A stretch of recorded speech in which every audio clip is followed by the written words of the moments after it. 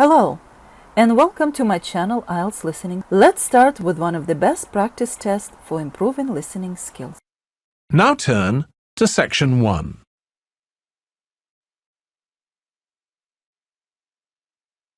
Section 1. First, you have some time to look at questions 1 to 5.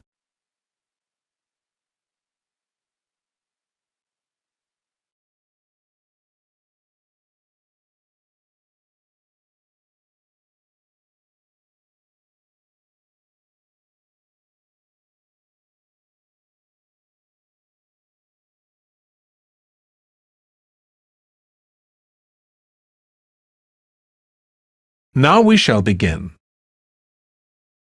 You should answer the questions as you listen because you will not hear the recording a second time. Listen carefully and answer questions 1 to 5. Hello, John. What can I do for you? Well, I heard about these counselling sessions from a friend doing a science course, and I was really interested. I think they should be compulsory, really. Well, to be quite honest, John, I think they would be useful for everybody, but, well, everybody has their own way of going about things. I prefer people just to drop in when they can. Yes. I find that talking to students about the requirements of a course helps to clarify what needs to be done. I mean, the biggest difference between college and school is that new college students really have to do a lot of work on their own, and it's sometimes useful to get advice on how to take control of your time and work effectively. Yes. I mean, it seems like a very light workload until assignment time comes, and then I seem to be working all night sometimes. I'm not the only one. It's ridiculous. The resource centre is very good, but it closes so early. It's in the library, and so you think you could use it more. It's a real problem for me. Well, you're certainly not the only person in that position, as I'm sure you've found. It really comes down to using every available hour in a systematic way. If you do this with a plan, then you'll find that you still have time for yourself and your hobbies as well. Yeah. I've heard from Thomas that you made him a sort of plan like this, and he's going away for the weekend with all his work handed in, whereas I haven't even started. I need to find out a few more things about you first. I'll give you this form to fill in about your lectures and things before you leave. Before you hear the rest of the conversation, you have some time to look at questions 6 to 10.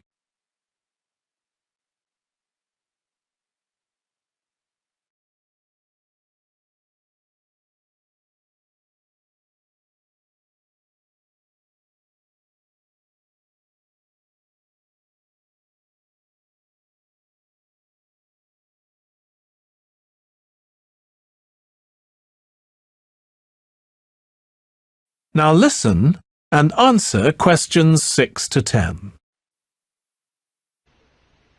Well, good afternoon. In today's session, John Upton will be sharing some of the findings of his research project from last term. John. Thanks. Well, first of all, a little bit about the background to the project. Our title, as you can see, is pretty straightforward. Car safety. But these days, there's a lot more to it than the usual injunctions about drinking and driving or speeding. I'd been interested and horrified by several newspaper reports on what people call road rage. For example, the famous incident of a man getting out of his car in a car park and hitting the driver of a van who had overtaken him earlier. It seemed to me that there were almost as many serious problems when cars were parked, i.e. were stationary, as when they were travelling at 90 miles an hour. So I decided to make this the focus of the project. For our research, we depended mainly on talking to individuals, asking them questions rather than using written questionnaires. We stopped people at a selected garage on the motorway over a 2-day period and asked them questions about what they'd observed or experienced themselves. Our respondents were both men and women, but the women were just slightly in the majority. We were pleased by the public's willingness to stop and chat to us. In the end, we talked to a total of 135 drivers over those 2 days. So, what were our findings? Well, as you can see, 93% of respondents had had some kind of problem. A surprisingly large percentage, 24%, had had their car damaged in some way. But the main type of incident was being shouted at. 79% had experienced that. 15% had experienced violence on their own persons. They'd actually been hit by someone. The police tended only to be informed when there was physical violence involved. That is the end of section 1. You now have half a minute to check your answers.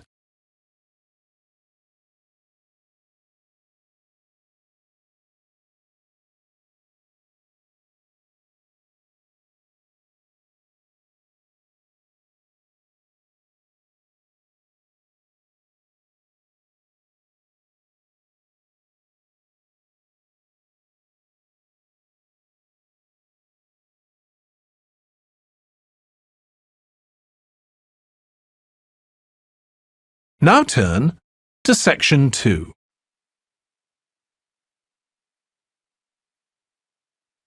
Section 2.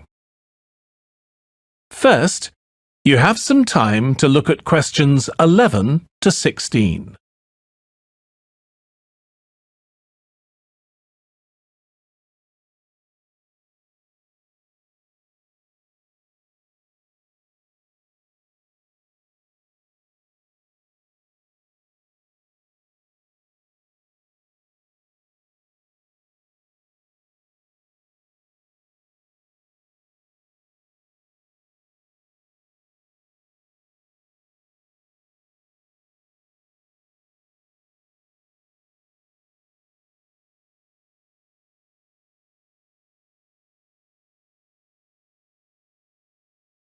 Now listen carefully and answer questions 11 to 16. Good afternoon, everybody. First, it is my pleasure to welcome you all to the Sunny Skies Nursery School. My name is Doris Matthews, and I'm the headmistress. First of all, I'll describe our philosophy of early education, along with our teaching principles. I'll try not to sound like a teacher giving a lecture. Then we'll have a tour of the school and finish with tea and sandwiches in the staff room, where you can meet our teachers and administrative staff. They will all be very happy to meet you and answer any questions you might have. First, as you know, we base our teaching, or should I say learning, because we try to help our children discover and learn for themselves, rather than simply try to teach them facts. We base our efforts on the principles discovered by that wonderful Italian educator and doctor, Maria Montessori. This means we believe learning best takes place in an atmosphere in which the children interact a lot and learn from each other. This encourages them to be lifelong learners and problem solvers. For decades, many studies have shown that children, and even us adults, learn through the senses. Our children learn by manipulating materials, toys, sand, blocks, almost anything, and interacting with others. They have fun as they learn, and these experiences help them to form, on their own, with of course a little bit of help from the teacher, abstract ideas. We try to cultivate the whole person, believing that the spiritual, emotional, physical, cognitive, and social interests and needs are all equally important and interdependent. We also do our best to foster respect for each other and the environment. We find that our school garden, where they learn the magic of life, the need to recycle organic resources. How sad that so many people around the world think their kitchen waste is just that, waste. And maintain healthy soil for growing our food. But you'll see for yourselves. You'll be able to taste some of our home-grown tomatoes and things when we have a snack in the staff room. Some of our children's most magical moments have been when they see the seeds they planted sprouting up through the soil. Before you hear the rest of the talk, you have some time to look at questions 17 to 20.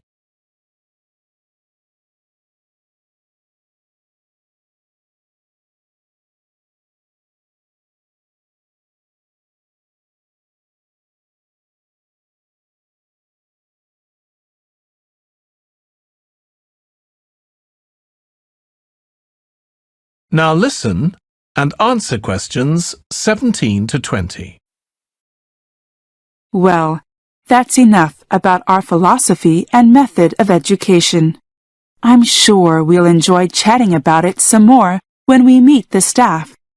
Now I'd like to show you around. It's a lovely day, so we'll start with the vegetable garden. I'm sure you've all guessed that we are very proud of our garden. You can see it outside the balcony. It's on the south side of the school, so it gets lots of sun. On the left, the east side, you can see the classroom block. Actually, we don't see them as classrooms in the normal sense. They are more like activity and play centers. And on the opposite side, we have the dining hall and the kitchen. Behind us, across the courtyard, we have the offices and the staff room. So, out we go. So, here we are in our garden. We grow all the vegetables we need for the children's and the staff's lunches for the whole year. The greenhouse you see over there is a great help in the winter and spring. I can't begin to tell you how much the children love their garden. And they learn so much. Not just how to grow things, but also arithmetic, weights, and measures. They love seeing how heavy the biggest tomato or potato or whatever it is. They also love getting dirty, but doctors tell us that's good for the healthy development of strong immune systems. Have you read those reports about how kids who never come into contact with a bit of dirt or with animals are much more likely to suffer from asthma? It's fascinating. But don't worry, we make sure they have a good wash before they go home. So, shall we have a look at the classrooms now? We have small classes, usually no more than 10 children per class, but we also have a lot of activities in which the whole school joins in.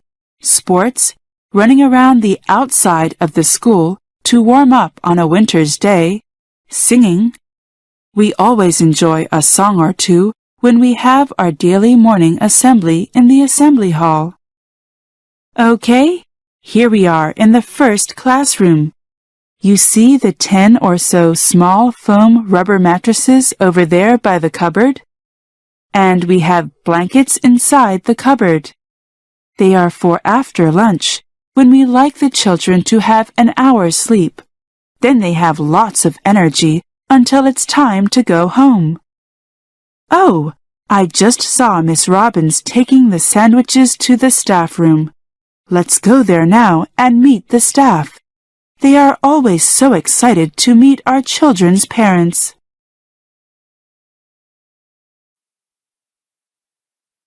That is the end of section 2. You now have half a minute to check your answers.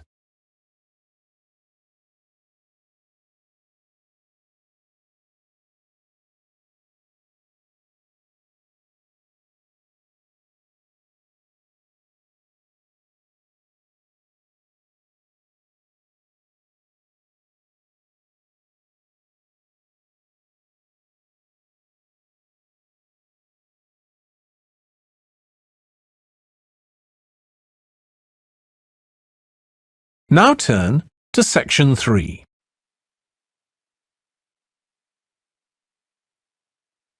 Section 3. First, you have some time to look at questions 21 to 26.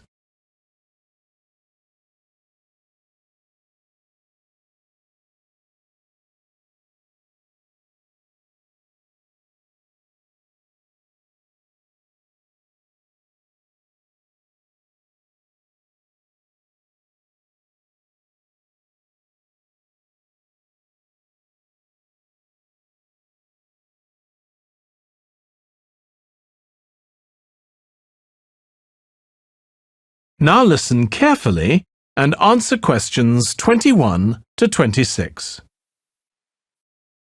Good morning. I'm the head visa officer here. Welcome to our monthly talk on applying for British visa. We used to give everybody photocopies of the different forms you have to fill in, but found that was rather expensive. So to save money and paper, we now use slides that you can see on the screen behind me. By the way, this and the other forms you will see are the same forms that you will see if you go online to UK Visas, that's one word, .gov.uk. They are very similar to the hard copy you will find in our offices. The first question, do you need a visa to enter the UK? If you are not a British citizen or a citizen of one of the European Economic Area countries, you may need an entry clearance before you travel to the UK. Entry clearance means the application process for people who need a visa to travel to the United Kingdom and for those who don't need a visa for a short stay. How short depends on their nationality, but who intend a longer stay or to settle in the UK. People from certain countries, known as visa nationals, the first type I mentioned, need an entry clearance to enter the UK for any reason. Those from other countries need only one for certain reasons. For example, to live as the wife or husband of a British citizen. The entry clearance certificate, that we all call a visa, is placed in your passport or travel document. The job of an entry clearance officer at a British embassy or consulate or other mission overseas is to decide if you qualify for entry before you travel to the United Kingdom. These officers stick to very strict rules and procedures. If you need to find out more, then you can click on the Immigration Rules and Diplomatic Service Procedures entry clearance. If you have a valid UK visa, you will not normally be refused entry to the UK on arrival, unless your circumstances have changed, you gave false information, or you did not tell the entry clearance officer important facts when you applied for your visa. So let's assume that you have your entry visa, which, by the way, is only valid up to a certain date. At your UK port of arrival, the visa tells the immigration officer there the purpose of your travel, how long you can stay in the UK, and the latest date that you can enter the UK. Normally, you may enter and leave the UK as many times as you like during the validity of your visa. Before you hear the rest of the discussion, you have some time to look at questions 27 to 30.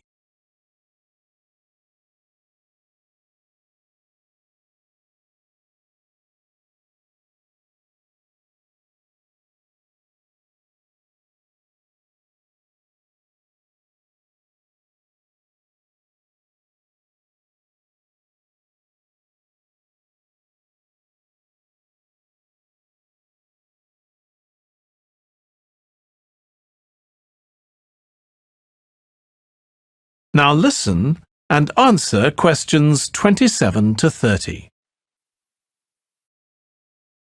Okay, let's go back to the question. Do you need a visa? If you look on the screen now, you will see a picture of the first page of the form. Do I need a UK visa? We find that a few people spend hours filling out visa application forms, only to discover that they don't need a visa. You can use this questionnaire to find out if you need a visa or entry clearance to enter or transit through the UK. Please note that the rules can change sometimes, so it's a good idea to visit the news page and the Visa and DATV Nationals page. You can see that this is recommended on the form. Going down the form, we see the purpose of visit section, au pair, business, doctor, medical treatment, to see one's fiancé, returning resident, student for more than 6 months, and dozens more. I must stress again that it is very important that you answer all the questions truthfully and accurately. Even an accidental mistake can ruin your chances of getting a visa, possibly forever. Next, we have country of nationality. Please note that this refers to the passport you hold, or that you will hold, and not to where you are living or staying now.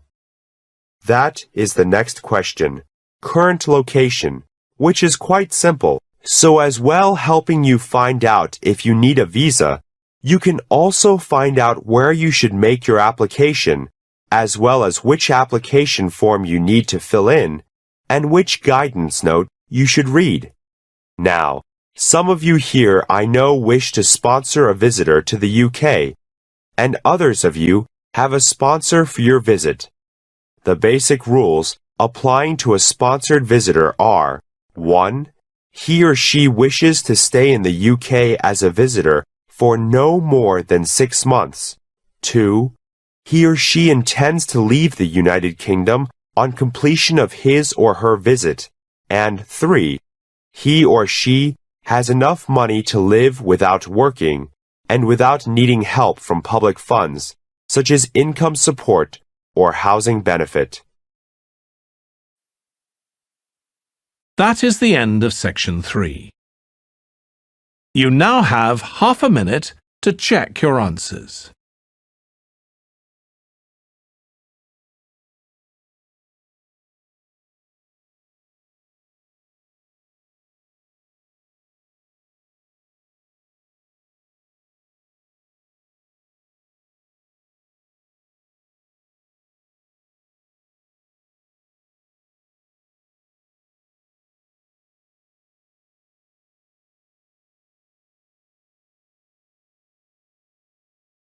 Now turn to section 4.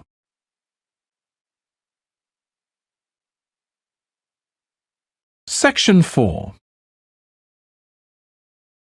First, you have some time to look at questions 31 to 40.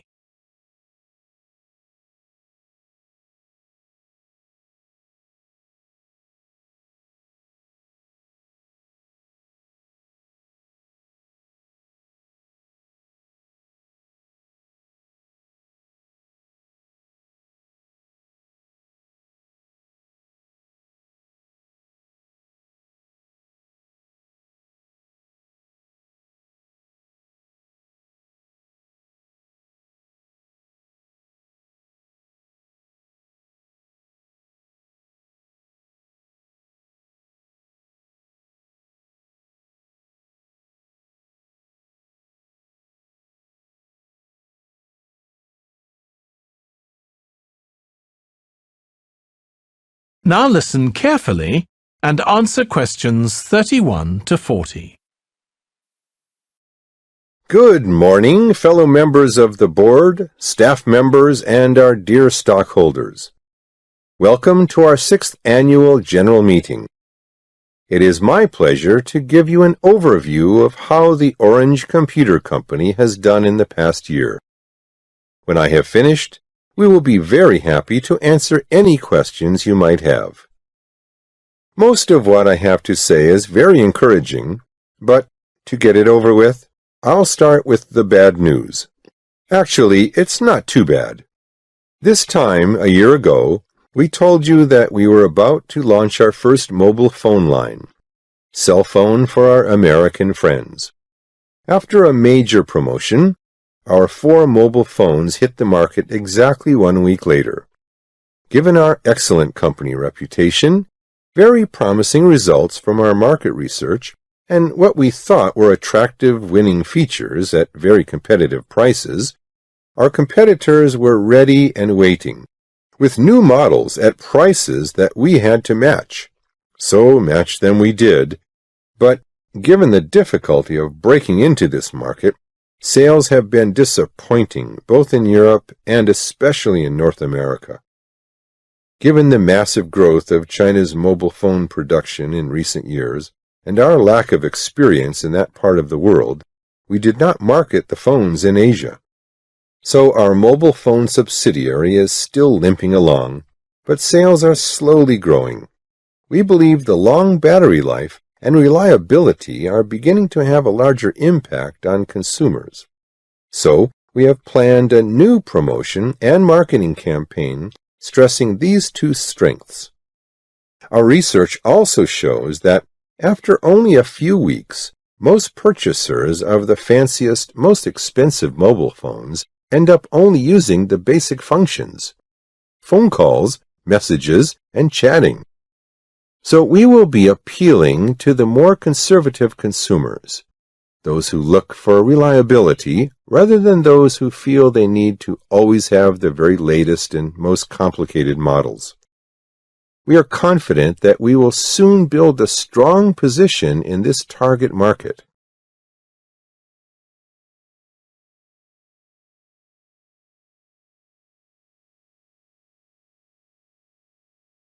Now for the good news.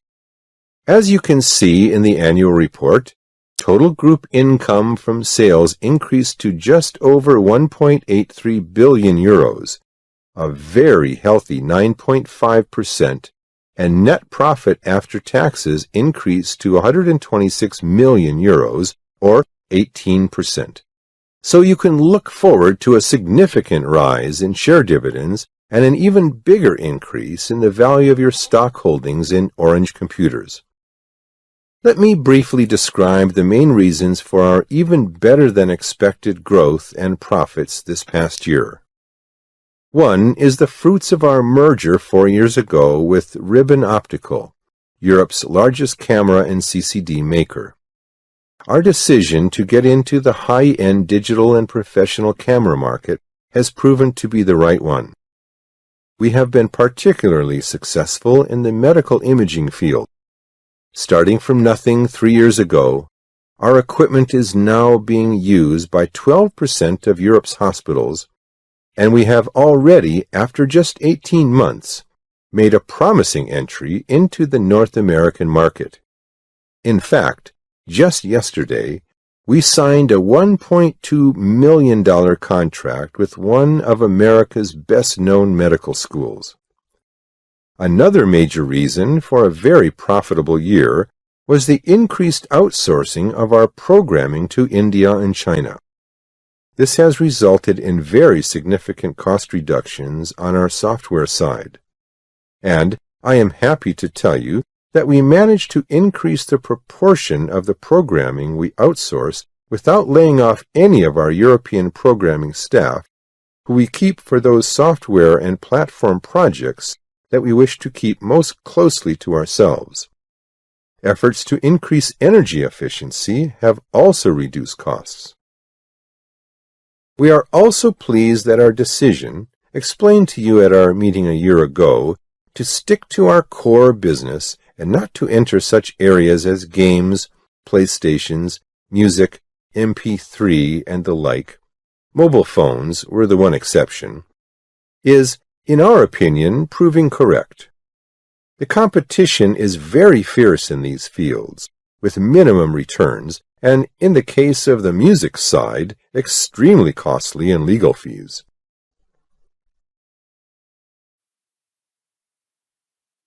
That is the end of section 4. You now have half a minute to check your answers.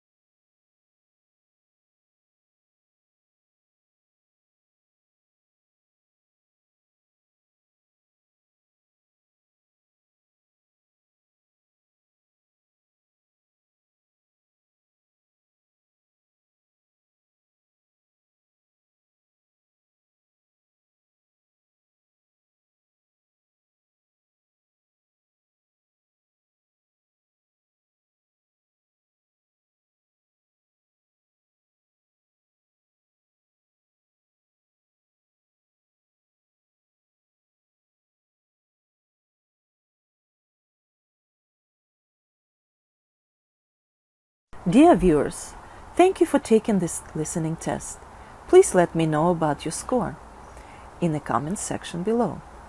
Keep on practicing. It's the only way to be successful. We are planning to upload more IELTS helpful videos. Please subscribe to our channel, IELTS Listening. Thank you.